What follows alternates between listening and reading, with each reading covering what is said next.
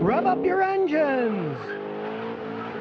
CF 412 says, I got an '05 Mercury Monterey van, 92,000 miles. When I go 40, it won't shift until I take my foot off the gas.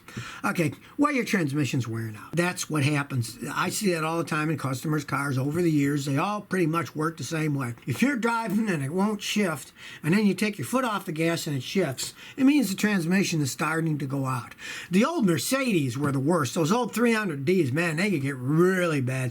You'd floor them and they just, and you take your foot off the gas, boom, they shift into the next gear, then you step on the gas. It means that the transmission's just wearing out. Now, it's a 15-year-old van. Do you really want to put the money to rebuild the transmission? You know, I mean, if you're using it for a knock-around van and you don't mind picking your foot up and then it shifts, and sometimes you can drive them years that way if you don't put a lot of miles on them.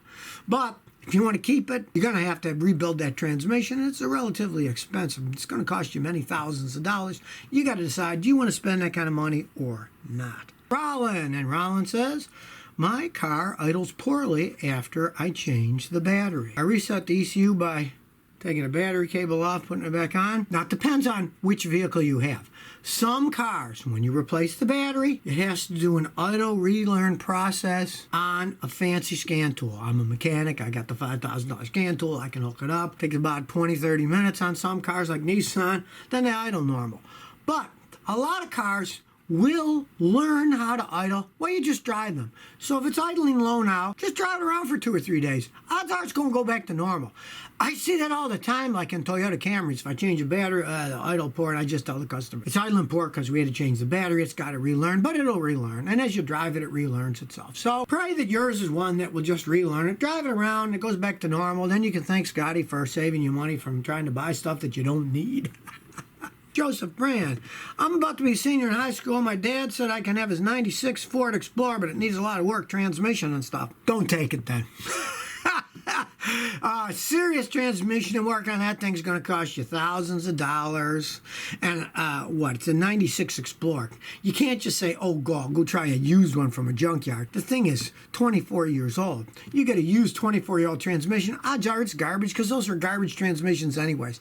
You're better just going out and buying a used Toyota at a cheaper price, and at least everything still works on it, than to fix that old thing up. It's not worth fixing up an old thing like that, especially if you're a senior in high school.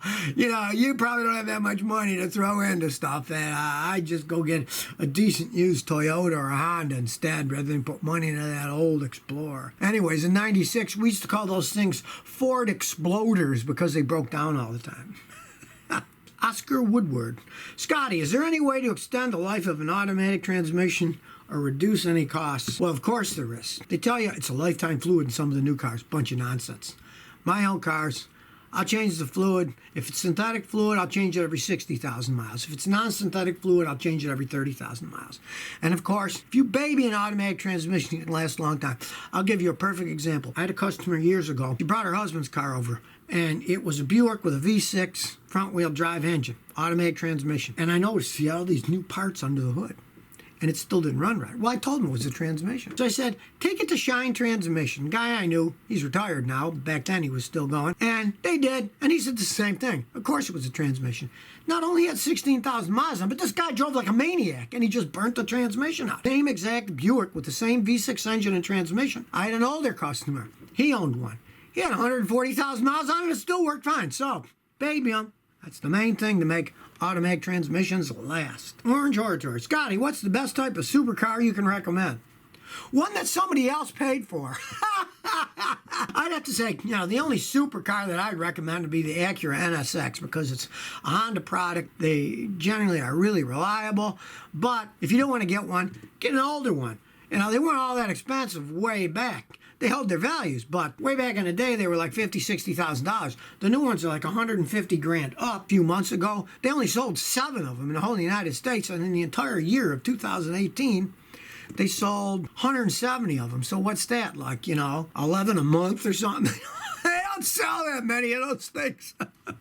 But they do hold up. Anything else, they're endless money pits, Plus, you have to have money. I mean, it would be great to buy one of those Koenigsegg, the one that Swedish guy, but what are they, $3 million up? Who's got that kind of money? Wynn says, Hey, Scotty, if you have to live in a vehicle, then between a sedan, minivan, and SUV, what would you choose? How do you think about a Toyota Camry, 1994 in this case?